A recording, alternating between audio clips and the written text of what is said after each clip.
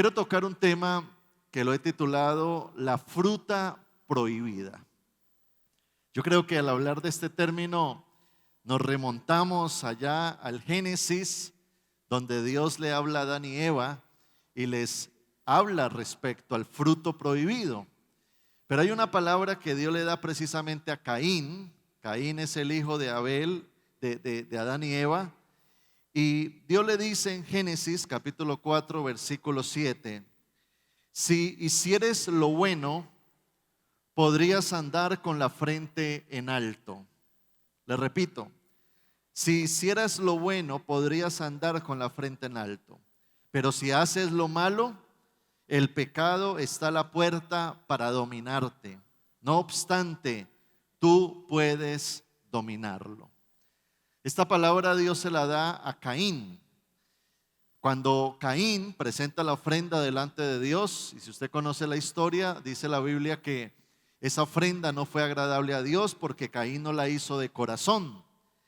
Y dice que el semblante de Caín cayó y Caín comenzó a tener envidia de su hermano Abel porque Abel estaba siendo bendecido por Dios. Y usted conoce la historia de Caín, por eso es que a nadie le ponen Caín. Yo todavía no conozco a alguien que le ponga Caíncito a un niño porque lo marca, ¿verdad? Pero Caín fue una persona mala. De hecho, mató a su propio hermano. Pero también vemos que Caín vivió una vida de desgracia. Él salió errante bajo maldición y de hecho maldijo sus generaciones.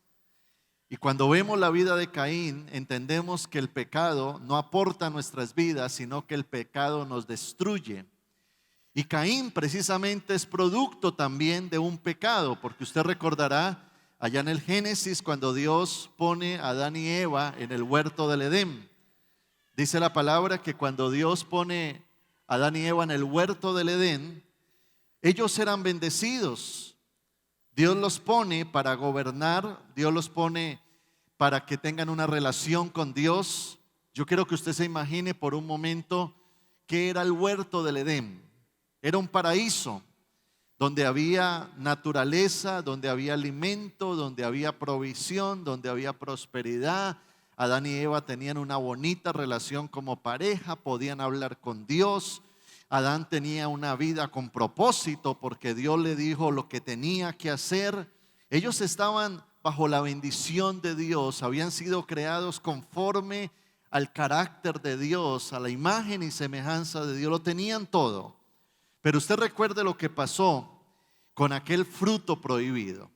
Vamos a leer Génesis capítulo 3, versículo 1 en adelante.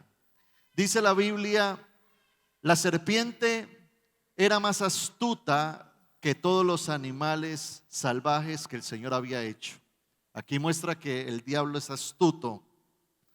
Así que le preguntó a la mujer: ¿es cierto que Dios les dijo que no coman de ningún árbol del jardín? Y la mujer le respondió: podemos comer los frutos de los árboles del jardín, pero Dios nos dijo: no deben comer frutos del árbol que está en medio del jardín, ni siquiera tocarlo, porque si lo hacen, morirán. Entonces la serpiente le dijo a la mujer: con seguridad no morirán. Incluso Dios sabe que cuando ustedes coman de ese árbol, comprenderán todo mejor. Serán como dioses porque podrán diferenciar entre el bien y el mal. Cuando la mujer vio que el árbol era hermoso y los frutos que daba eran buenos para comer, y que además ese árbol era atractivo por la sabiduría que podía dar, tomó algunos frutos del árbol y se los comió. Su esposo se encontraba con ella, ella le dio y él también comió. Présteme mucha atención acá. Dios los puso en un lugar de bendición, pero les estableció un mandamiento. La palabra mandamiento es un mandato, una orden, una directriz. Yo no sé si usted se puede imaginar cuántos árboles habrían en el huerto del Edén. Miles. ¿Cuántos frutos habrían? Miles.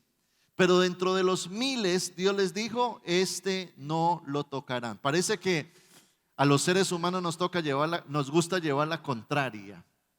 Y como que aquello que nos dicen que no se debe hacer, como que más nos llama la atención. Y eso tiene que ver con la rebeldía que hay en el corazón del hombre. Ahora alguien se preguntará por qué Dios les puso esa condición. Porque Dios quería establecer una relación con el hombre basado en la obediencia.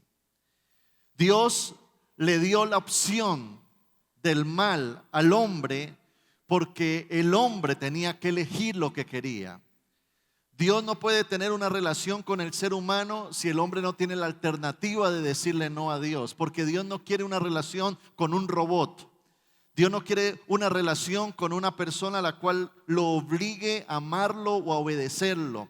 Dios quiere que de corazón usted y yo le amemos y que de corazón usted y yo entendamos que la obediencia es algo que nos conviene, y si nos conviene entonces lo hacemos por voluntad propia. Eso es lo que Dios espera de nosotros. Pero es triste porque Adán y Eva se dejaron enredar la cabeza y Satanás usó su principal arma para sacar al hombre y a la mujer del propósito de Dios. ¿Sabe cuál es el principal arma que ha usado Satanás desde el principio? Desde este versículo, el engaño. Porque Satanás es astuto. Él nos hace creer que aquello que es pecado no es tan malo practicarlo. Él nos hace creer que lo importante en la vida es darle deleite a nuestra carne, es pasarla bien. No importa que la Biblia diga que no importa que Dios nos diga que no lo hagamos, no importa, no nos va a ir tan mal. Al final de cuentas hay gente que peca y no le va tan mal, y el diablo nos mete tantos engaños en la cabeza que muchas veces, como Adán y Eva, salimos siendo engañados. Pero es triste porque bíblicamente entendemos que cuando Adán pecó, pasaron cosas terribles. Por un lado, Adán y Eva perdieron el propósito de Dios para sus vidas. Es decir, todo lo que Dios les había dicho: ustedes van a señorear, sojuzgar, van a liderar, van a multiplicarse, van a ser personas de bendición. Ese propósito se dañó. Génesis capítulo 3, verso 23. Dice la Biblia: y lo sacó Jehová del huerto del Edén. Lo sacó. Se salió de la bendición para que labrara la tierra de la cual fue tomado. Es decir, que a partir del pecado se quitó la sombrilla de bendición. ¿Cuánta gente no ha perdido su propósito de vida, como Sansón en la Biblia, a causa del pecado? Otra cosa terrible que pasó con Adán y Eva es que perdieron la autoridad que Dios les había dado. Dios les había dicho: ustedes van a señorear. Pero ahora eran esclavos del pecado. En el libro de Lamentaciones, capítulo 5, verso 16, dice la palabra: la corona ha caído de nuestra cabeza, y ay de nosotros porque hemos pecado. Ay de nosotros, dice, la corona, la autoridad, lo que nosotros somos delante de Dios lo perdimos por el pecado. Y eso pasa hoy en día con muchos padres, con muchas mamás en su casa, que a causa del pecado han perdido la autoridad. Muchos cristianos, muchos jóvenes que van a su casa y allá no son creyentes, pero a causa del pecado han perdido su autoridad. El pecado siempre nos va a quitar autoridad. Y lo más triste de la historia de Adán y Eva es cómo ellos maldijeron sus generaciones. Porque note que Adán y Eva son puestos en el huerto del Edén, pero a causa del pecado sus hijos nacen fuera del huerto del Edén, en una tierra seca, maldita, en una tierra donde no estaba la bendición de Dios. Y es triste ver cómo ya la segunda generación, después de Adán y Eva, Abel y Caín, ya comienzan a matarse unos a otros. Ahí empezó la maldad, ahí empezó la destrucción. Y a partir de Caín empieza la degradación humana, hasta el punto donde allá en Génesis 6 Dios se arrepiente de haber creado al hombre y manda el diluvio en los tiempos de Noé, porque había tanta maldad, tanto pecado, tanta inmoralidad, que Dios dice: voy a mandar un juicio sobre la tierra. Eso produce el pecado.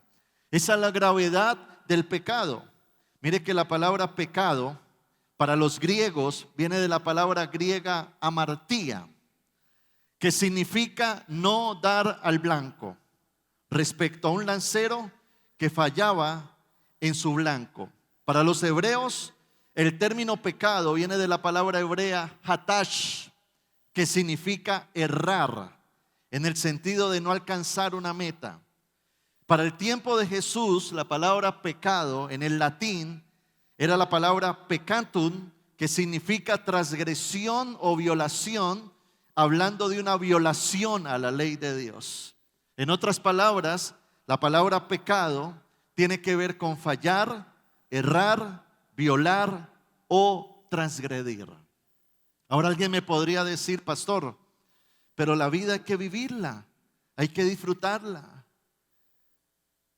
Yo tengo que hacer lo que a mí me gusta. La vida se pasa rápido, es una sola. Sí, es cierto. Dios nos llama a disfrutar la vida. Dios puso a Adán y Eva a disfrutar el huerto del Edén. Disfruten del fruto, disfruten del paisaje, disfruten de los ríos, disfruten. Hay muchas cosas que usted y yo como cristianos vamos a poder disfrutar. Yo disfruto salir con mi esposa, compartir con ella, con mis hijos, una buena comida, vernos una película sana en un lugar o en un cine, poder disfrutar, compartir y salir sin ese cargo de conciencia. Pero Dios también nos dice, mira, tú puedes hacer muchas cosas, joven, tú puedes hacer muchas cosas, mujer, tú puedes hacer muchas cosas, varón, tú puedes hacer muchas cosas, pero esto no. Hay un fruto prohibido. Esto es pecado. Mira, deleítate con la mujer de tu juventud, pero esta del ladito no la mires. No codiciarás la mujer de tu prójimo. Eso es pecado. Usted puede hacer esto, pero esto no. Joven, deleítate, dice la Biblia, no tengas en poco tu juventud, pero huye de la fornicación. Pero no vaya a ser como el jovencito que el otro día me decía, pastor, yo tengo novia. A mí me gustan las cosas de Dios, pero también me gusta la fornication. Pastor, no me diga que no puedo fornicar con mi. Eso es imposible, pastor. Eso es imposible. Sí, Dios te dice, claro, joven, en tu tiempo, ennovíate, proyéctate un hogar o un matrimonio, pero huye de la fornicación. En todo sea honroso el matrimonio. Entonces Dios comienza a establecer principios donde Dios nos dice, yo los he puesto en una tierra, vas a poder disfrutar muchas cosas, pero esto no lo hagas porque esto te daña. Ahora, no se trata de un Dios lleno de normas que me quiere impedir ser feliz, no. Contrario a eso, lo que Dios quiere es evitarte muchos problemas. Porque a causa de ese jovencito fornicar, resulta embarazando una niña sin desearlo. Termina con un SIDA o termina con una vida destruida, o aquel joven que dice, no, a mí me gustan los hombres, yo soy homosexual. Conocí a un jovencito que fue líder en la iglesia, después dijo, no, yo soy homosexual, salgo a cometer mis pecados, y a los 30 años murió de SIDA. ¿Por qué? Porque transgredir los principios de Dios va a traer consecuencias. Y allí es donde nuestro libre albedrío, porque es que usted y yo tenemos un libre albedrío. ¿Qué es libre albedrío? Que usted puede hacer lo que quiera. Si usted quiere subirse a un puente y tirarse, usted lo puede hacer porque usted es libre. Si usted quiere ir y comprarse una garrafa de aguardiente y usted lo puede hacer. Si usted quiere salir corriendo hasta 1 kilómetro, salga. Usted no es un robot, no es una máquina, no es un computador que Dios te programa y te dice, no puedes hacerlo. No, la relación con Dios es una elección, no es una imposición. Pero Dios te quiere enseñar lo correcto, porque lo correcto te bendice, lo incorrecto te maldice. Ahora, entendamos esto que es muy claro.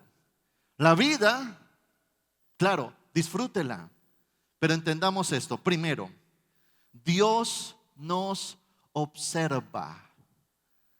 Es decir, que Dios tiene sus ojitos puestos en cada uno de nosotros. Él nos mira. El libro de Eclesiastés 11:9 dice la palabra: alégrate, joven, en tu juventud. Tome placer tu corazón en los días de tu adolescencia.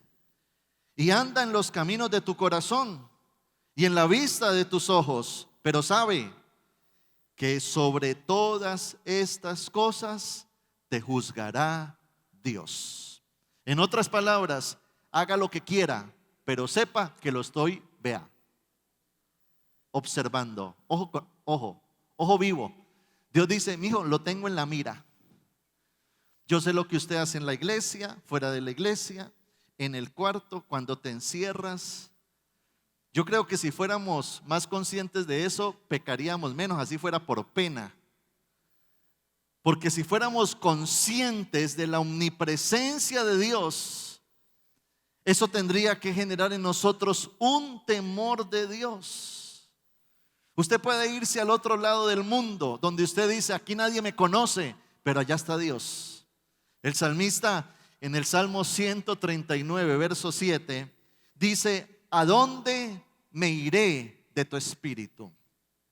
¿Y a dónde huiré de tu presencia? Si subo a los cielos en un cohete, allí estás tú. Y si en el Seol hago mi lecho, si me entierro, he aquí, allí estás tú. Si tomo las alas del alba y habito en el extremo del mar, aún allí me guiará tu mano y me asistirá tu diestra. ¿A dónde huiremos? Es decir, que Dios no solo ve nuestros actos, lee nuestra mente, nuestros pensamientos.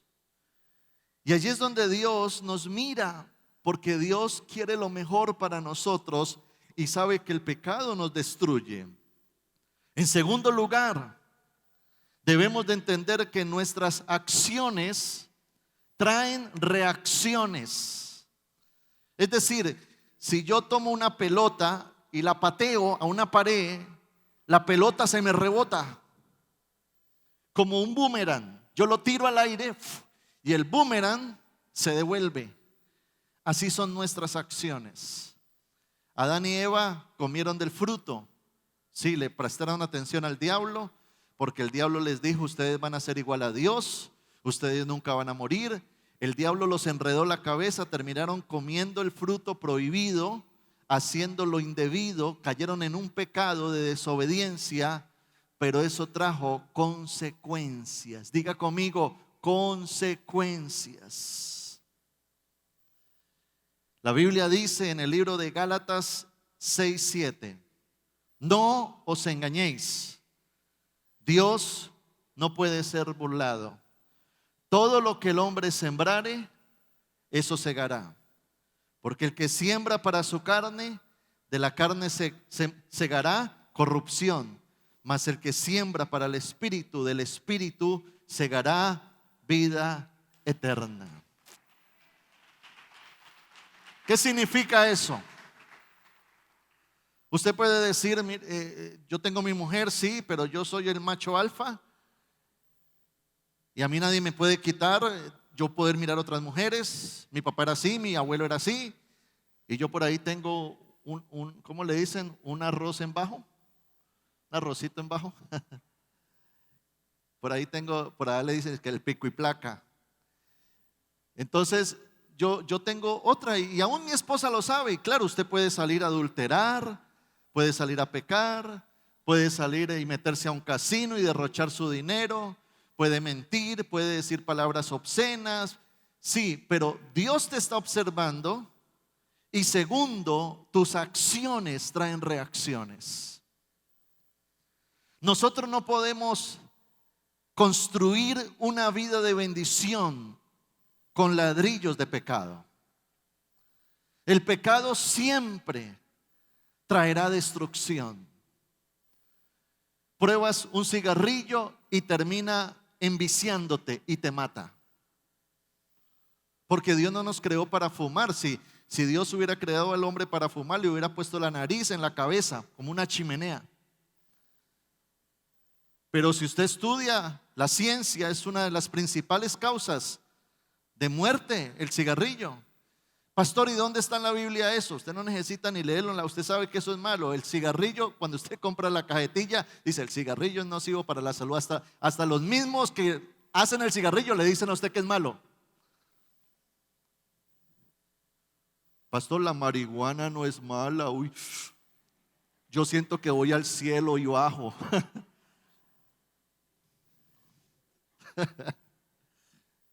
Y después termina consumiendo cocaína, después termina en pepas, después termina en una cantidad de drogas que hoy existen, sintéticas, destruyendo su vida, destruyendo su juventud. Pastor, es que fornicar no es malo. Como una niña que me dio mucha tristeza hace algunos años, con el Ministerio de Jóvenes, había una niña muy servicial, tendría unos 13 añitos. Y la niña comenzó como a mirar mucho hacia afuera, hacia el mundo, y se fue. Volvió atrás y después regresa de 14, 15 añitos con una barrigota. Una niña de 15 años con una barrigota así. Hola, ¿cómo estás? ¿Qué te pasó? No, pues pastor, pues que forniqué y quedé embarazada. ¿Y dónde está el papá? No, ni en las curvas. Y somos tan tercos que esa jovencita tuvo el hijo. Y a los 2 años volvió atrás. Y a los 3 volvió otra vez embarazada. Así somos los seres humanos, testarudos, cabeza dura. Pero lo que Dios quiere es evitarte tantos problemas. Conocí un hombre que lo había perdido todo por el juego. Y era un hombre de una familia acomodada. Y había perdido taxis, había perdido carros, había cogido las escrituras de la casa y las llevó al casino. Y a causa de eso había destruido su hogar, a su esposa, a sus hijos. No me diga que eso es bueno. Eso destruye. Y muchas personas hoy viven en la ruina a causa de sus pecados, llenos de maldiciones, llenos de iniquidad. Vemos un mundo que no mira a Dios. Vemos un mundo que no le importa leer qué dice la Biblia. Vemos un mundo que en su libre albedrío está haciendo lo que quieren sin Dios y sin ley. Pero también vemos un mundo, prenda las noticias. Y allí es donde Dios nos llama a una reflexión, y es entender que en nuestro libre albedrío, así como somos libres de nuestras decisiones, somos responsables de nuestras consecuencias. Gálatas capítulo 6, versículo 8 dice la palabra: el que siembra en los malos deseos, de sus malos deseos recogerá una cosecha de muerte. El que siembra en el Espíritu, del Espíritu recogerá una cosecha de vida eterna. En otras palabras, la santidad trae bendición, el pecado trae consecuencias. Y lo tercero que tenemos que entender es que nuestros pecados contristan al Espíritu Santo. Yo no sé cuántos de ustedes aman al Espíritu Santo. Es como si uno tiene una esposa o un hijo, una familia, y uno los ama. Ellos me aman a mí, pero a causa de mi pecado traigo tristeza a ellos, traigo desilusión. Dice la Biblia en Efesios 4:30: no contristéis al Espíritu Santo de Dios, con el cual fuisteis sellados para el día de la redención. Así como Dios te observa, Dios se entristece. A Dios le duele el pecado que ve en nosotros. Le duele más cuando hay un corazón terco. Le duele más la obstinación. Le duele más perder un corazón porque es duro y no se arrepiente. Por eso David en la Biblia, aquel hombre, gran rey de Israel, cuando cae en un pecado, dice la Biblia que él cayó en adulterio, y a causa del adulterio mandó a matar al marido de la mujer, cayó en homicidio. Pero él sintió, porque cuando uno tiene el Espíritu Santo y peca, así como el Espíritu Santo se contrista, nuestra alma se contrista. Cuando un cristiano peca, anda chantado. Si usted peca y no siente nada, es porque el Espíritu Santo no está en usted. Y preocúpese, porque hay gente que peca y no se le da nada. Sale al otro día del motel oliendo a jabón chiquito, como si nada, con la cara limpia. Pero el que tiene el Espíritu de Dios sale achantado, porque sabe que le falló a él y que el Espíritu Santo está contristado, está triste por lo que hemos hecho. Y por eso David va a la presencia de Dios en el Salmo 51:11. David dice: Señor, no me eches de delante de ti y no quites de mí tu Santo Espíritu. Porque David sabía lo que era la unción, sabía lo que era el poder de Dios, la presencia de Dios en su vida. De hecho, David sabía que estaba ahí por él. Y cuando se va la presencia, se va el poder, se va la autoridad, se va la unción, se van las conquistas, se va la victoria. Y allí es cuando nos quedamos solos. Yo creo que Dios quiere una relación donde lo amemos tanto a Él, que si hacemos cambios es por amor a Él. Cuando yo me casé, tuve que hacer muchos cambios por amor a mi esposa. Porque es distinto uno ser soltero a estar casado, ¿sí o no? Pero uno cuando ama, uno hace cambios por amor. Si tú amas a Dios, tú haces cambios por amor, porque quieres agradarlo a Él, porque lo amas tanto que no quieres contristarlo. Dele un fuerte aplauso al Espíritu Santo.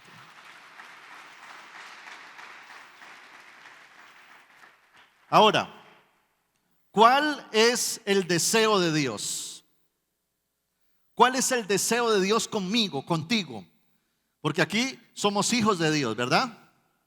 Somos su pueblo, somos su iglesia.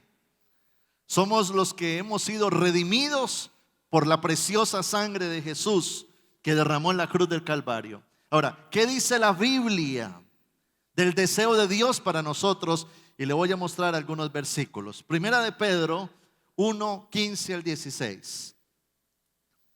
Sino como aquel que os llamó es santo, sed también vosotros santos en toda vuestra manera de vivir, porque escrito está: sed santos porque yo soy santo. Romanos capítulo 6, verso 19. Hablo en términos humanos por causa de la debilidad de vuestra carne, porque de la manera que presentasteis vuestros miembros como esclavos a la impureza y a la iniquidad, para iniquidad, así ahora presentad vuestros miembros como esclavos a la justicia para santificación. En otras palabras, así como usted usaba sus manos para pecar, sus pies para pecar, sus miembros para pecar, ahora dice: ahora use sus manos, sus pies, su mente, sus ojos. Dice el texto: ahora como miembros esclavos de la justicia para santificación. Leamos 1 Corintios 6:15. Dice la Biblia: ¿no sabéis que vuestros cuerpos son miembros de Cristo? ¿Tomaré acaso los miembros de Cristo y los haré miembros de una ramera? De ningún modo. En otras palabras, está diciendo: ya tú eres un hijo de Dios. Y un hijo de Dios no está donde está el pecador, donde está el impío, donde está el que no tiene de Cristo. Ya no habla como un impío, ya no habla como un incrédulo. Ya su corazón es distinto, porque tú eres mío. Has sido lavado con la sangre preciosa de Jesús. Tu nombre está inscrito allá en el cielo. Compórtate como tal. Primera de Pedro 4:2. para no vivir el tiempo que resta en la carne o en la carnalidad, conforme a las concupiscencias. La palabra concupiscencia es la naturaleza pecaminosa de los hombres, sino conforme a la voluntad de Dios. Yo no sé cuándo usted tuvo su encuentro con Dios, nació de nuevo, conoció a Cristo. Usted recordará, no, hace 3 años, hace 5 años, hace 1 año, no sé.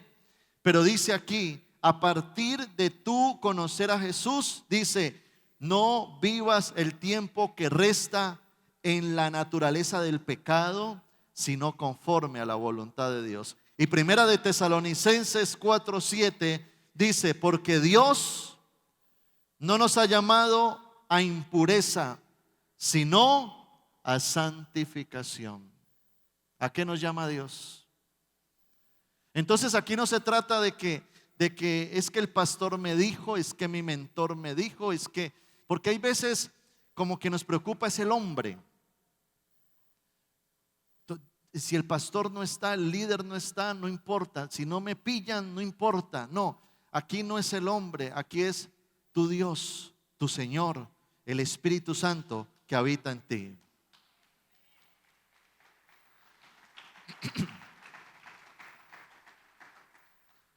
Ahora, si Dios dice, sean santos como yo soy santo, es porque usted y yo podemos ser santos. Dios no nos demandaría algo que no podamos hacer. Pero para llegar a esa condición se necesitan algunas cosas importantes. Y le voy a decir cómo alcanzar esa santidad que Dios quiere. Lo primero es nacer de nuevo. No solamente necesitamos asistir a una iglesia. No solamente necesitamos ser simpatizantes. No, es que a mí me gusta oír las predicaciones, me gusta ir a la iglesia de vez en cuando, me gustan algunos versículos, los salmos son bonitos. No, hay algo más profundo que marca un antes y un después en ti y se llama el nuevo nacimiento. Dice la Biblia que es necesario nacer de nuevo para ver el reino de Dios. Nacer de nuevo significa que Dios cambia nuestra naturaleza. Porque usted y yo venimos de una naturaleza pecaminosa, adánica. La hemos heredado de Adán. Esa naturaleza es propensa, es llamada al pecado. Nos gusta pecar, nos deleitamos en el pecado, buscamos el pecado. Sí, así éramos sin Cristo. Es como un cerdito. Usted suelte un cerdito en el campo, suéltelo y de una va a ir a un charco y se mete y él cree que es un jacuzzi. Porque esa es su naturaleza. El cerdito se deleita en el charco, en el barro. Eso éramos nosotros antes de conocer a Cristo. Pero dice la Biblia que Dios nos sacó del lodo cenagoso. Y Dios nos hace nacer de nuevo. Y de allí es que nos cambia la naturaleza. Porque la naturaleza, por ejemplo, de un gato es distinta a la naturaleza de un cerdo. Usted coja un gato y tírelo a un charco, tírelo a un barrial. Y el gatico se desespera, el gatico sale corriendo y busca limpiarse. De hecho, si hay alguien aseado es el gatico. ¿Usted ha visto que mantiene limpiándose y se lame y se mantiene, mejor dicho, impecable? Porque su naturaleza es así. Entonces, al usted y yo nacer de nuevo, podemos estar en un mundo de contaminación. Podemos estar en un mundo luchando contra el pecado. Podemos en algún momento quizás resbalarnos en el charco, pero hay algo que nos dice: salte de allí porque ya tú no perteneces a eso. Esa es la nueva naturaleza en Dios. La nueva naturaleza en Dios no se satisface en el pecado, se satisface en la santidad. La nueva naturaleza nos lleva a estar bien con Dios y estamos alegres, pero estamos mal con Dios y estamos tristes, porque hemos nacido de nuevo. Por lo tanto, algo que usted y yo necesitamos es un encuentro con Jesús. Y si usted siente que aún no ha nacido de nuevo, usted le dice: Espíritu Santo, yo recibo a Cristo en mi corazón, quiero nacer de nuevo, quiero ser una nueva criatura, cambia todo de mí. Y dice la Biblia que si alguno está en Cristo, nueva criatura es. Las cosas viejas pasaron, todas son hechas nuevas, dice el Señor. Dele fuerte ese aplauso a ese Dios bueno.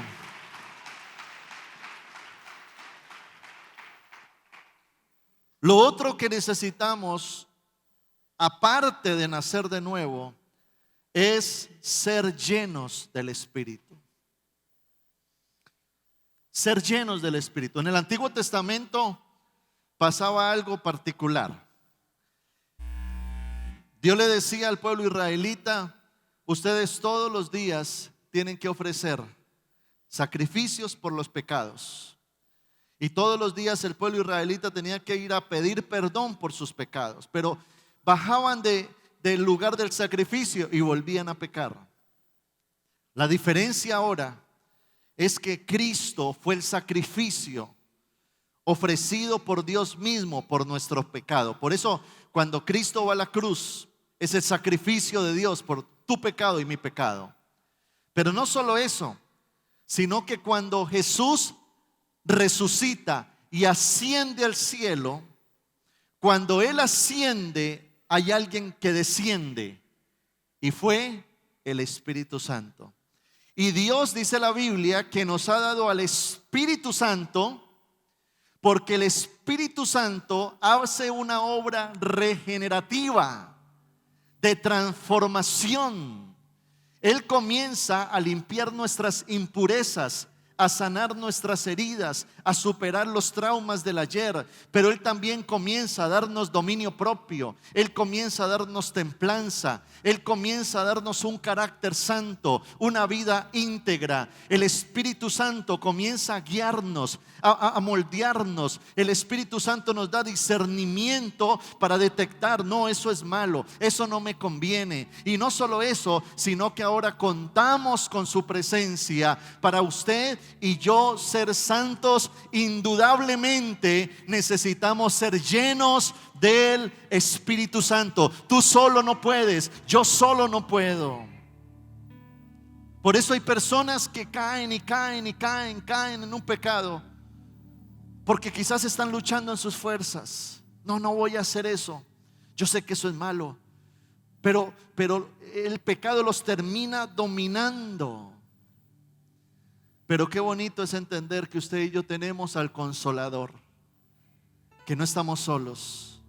Dios me demanda santidad, pero Él mismo me ayuda para yo caminar en rectitud.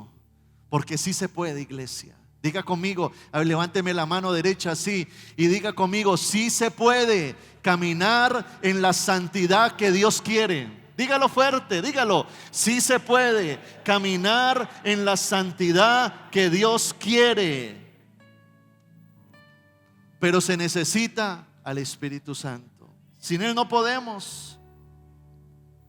Por eso anhele al Espíritu Santo. Y usted en sus debilidades, en sus luchas, arrodíllese y dígale: Espíritu Santo, dame fuerzas. Ayúdame a controlar mi sexualidad. Ayúdame a controlar mis impulsos. Quiero ser un joven, una jovencita, pero en integridad. Qué bonito es ver una pareja de jóvenes cristianos que se guardan, que llegan a la boda sin la fornication y agradan a Dios, y Dios los bendice y Dios los exalta porque hacen las cosas bien. Cuando tú haces las cosas bien, te va bien. ¿Qué pasa en un matrimonio? ¿Qué pasa cuando el hombre o la mujer falla? La infidelidad debilita el hogar. se crean inseguridades. El diablo se burla, te quita autoridad frente a tu casa, porque el pecado es nocivo. Todo nos es lícito, pero no todo conviene. Y antes de tú hacer cualquier cosa, evalúa, ¿esto le agrada a Dios o no le agrada a Dios? Párate frente al espejo, mírate tú misma, tú mismo, tu apariencia. ¿Yo reflejo a Cristo? Aún en mi área física, porque si usted es una persona que ni se cuida, que es glotona, ¿hay algún glotón por aquí? Que no controla el azúcar, la gaseosa, las cosas que le han dicho, eso es malo para su salud. Sí, en eso también pecamos. La gula es un pecado. Y el hecho de no cuidarnos también es pecado delante de Dios. La manera en cómo miro a las mujeres, la manera en que una mujer se muestra a un hombre, ¿está siendo un instrumento de justicia o un instrumento de iniquidad? Párate frente al espejo. ¿Tu vida refleja a Cristo? Si Dios te mira desde el cielo, ¿te pone un chulito o te pone una X? Tus actos.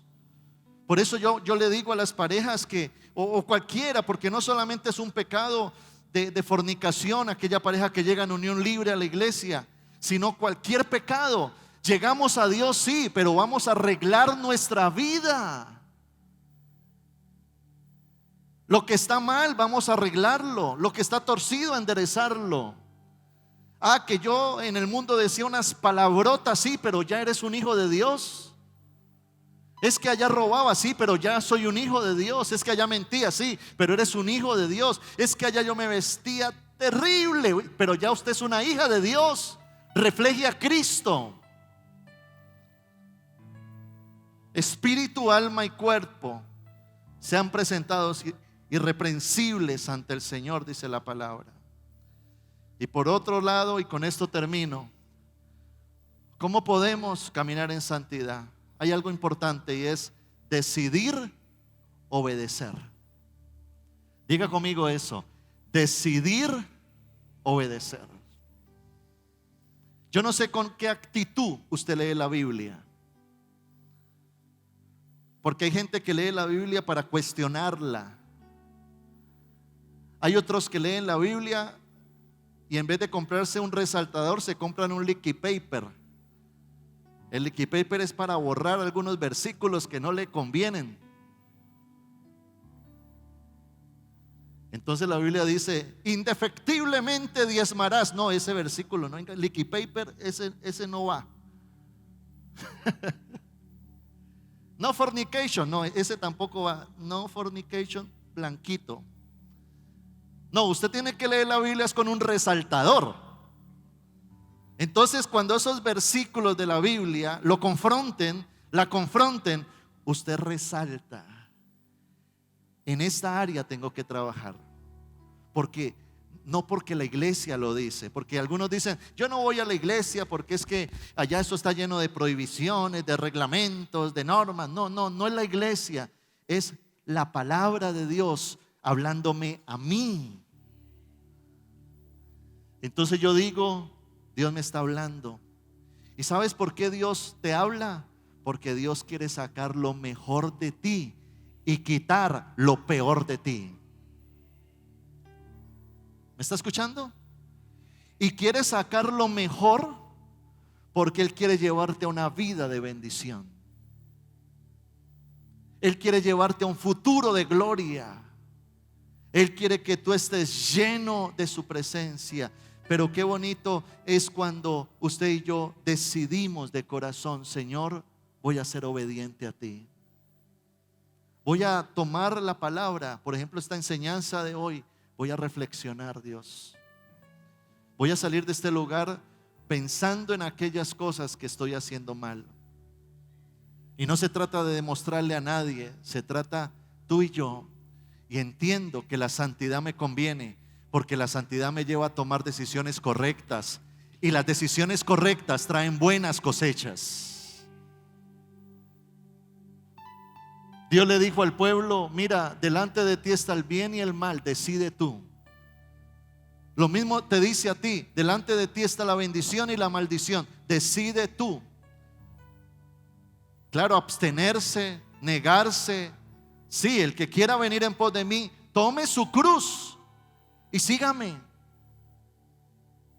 Ya no se trata de complacer a tu carne, se trata de complacerme a mí, porque yo sí sé lo que te conviene. El diablo te quiere enredar la cabeza y llevarte a la destrucción. Yo quiero transformarte y llevarte a la bendición. ¿Qué quieres?